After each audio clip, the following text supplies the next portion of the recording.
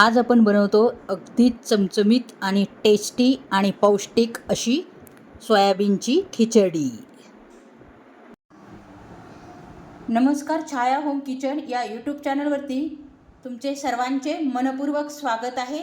आज आपण बनवणार आहोत सोयाबीनची अगदी कशी खिचडी बनवणार आहोत।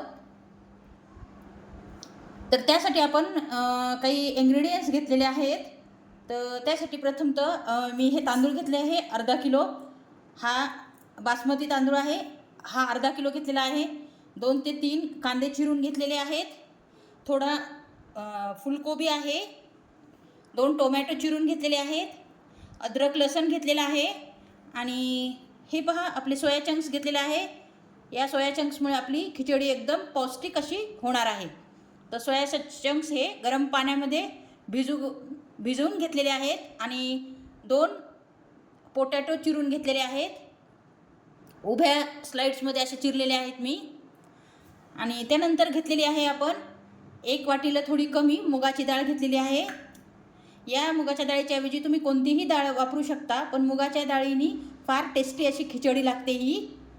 आणि त्या व्यतिरिक्त आपण काही मसाले घेतलेले आहेत, जसे की लवंगा 8 ते 9 लवंगा घेतलेल्या आहेत आणि 8 ते 9 मिरे घेतलेले आहेत आणि आपला तेजपत्ता घेतलेला आहे मी थोडा। त्यामुळे टेस्ट खूप भारी येते या खिचडीला। अशी ही पौष्टिक खिचडी आपण बनवणार आहोत। चला मग आपण रेसिपीला सुरुवात करूयात। प्रथम आपल्याला हे अद्रक लसूणची पेस्ट करून घेणार आहोत।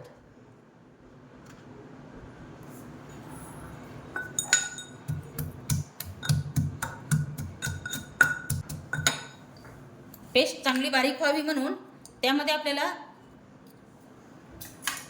अगदी थोडे मीठ घालायचे आहे, त्यामुळे पेस्ट छान बारीक होते। या खिचडीची सर्वात मेन गोष्ट म्हणजे ही खिचडी आपण पातेल्यात बनवणार आहोत, कारण पातेल्यामध्ये जे बनवलेली खिचडी अतिशय टेस्टी अशी लागते कुकरमध्ये केलेल्या खिचडीपेक्षा।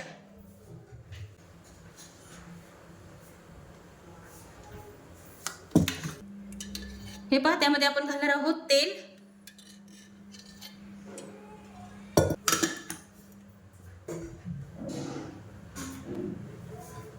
आपले तेल छानपैकी तापले गेले आहे। त्यामध्ये घालणार आहोत 1 चमचा मोहरी, 1 चमचा जिरे, आपली अद्रक लसूणची पेस्ट, तेजपत्ता, मिरे आणि लवंगा,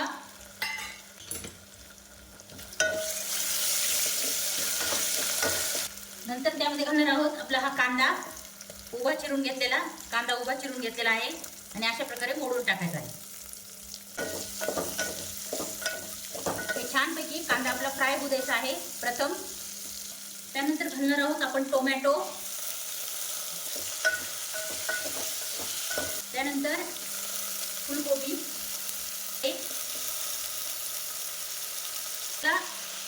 चवीनुसार मीठ घालायचे आहे। मी इथे 2 ते 2.5 चमचे मीठ घातलेले आहे, जेणेकरून आपल्या या भाज्या छान पटकन फ्राय होतील।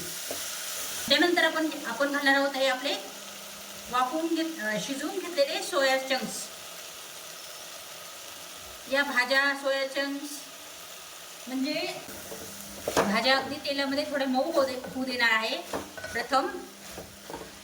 त्यानंतर आपण यानंतर घालणार आहोत हळद आणि आपले घरगुती काळा मसाला।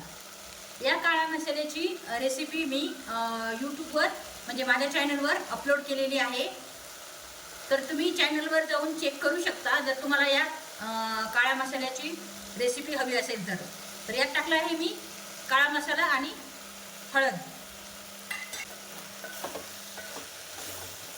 तुम्ही याच चॅनलवरती चेक करू शकता, तुम्हाला काळ्या मसाल्याची पण रेसिपी मिळून जाईल।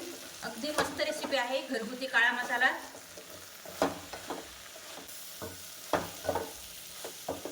हे पहा, आपल्या भाज्या चांगल्या मऊ झाल्या आहेत, तर या स्टेजला आपण घालणार आहोत पाणी। हे पहा मी पाणी भरपूर घातले आहे, कारण की आपले तांदूळ हे अर्धा किलो आहेत. हे पहा, आता आपण तांदूळ धुवून घेत आहोत. यातच मी डाळ घालणार आहे. यामध्ये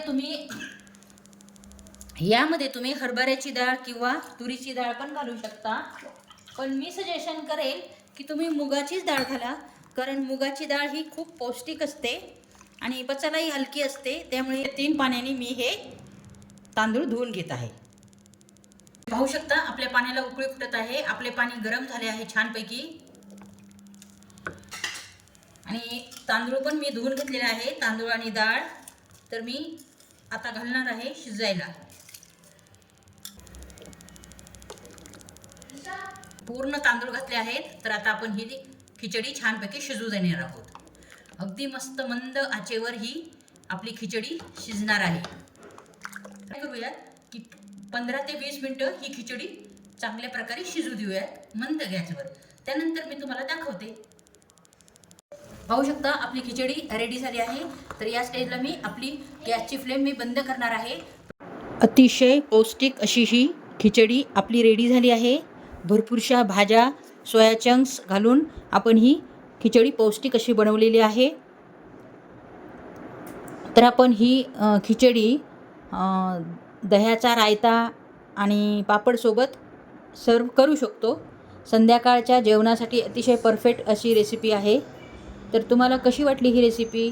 जर आवडली असेल तर लाईक आणि सबस्क्राईब करायला विसरू नका. पुन्हा भेटू अशाच एका नवीन रेसिपीमध्ये. तोपर्यंत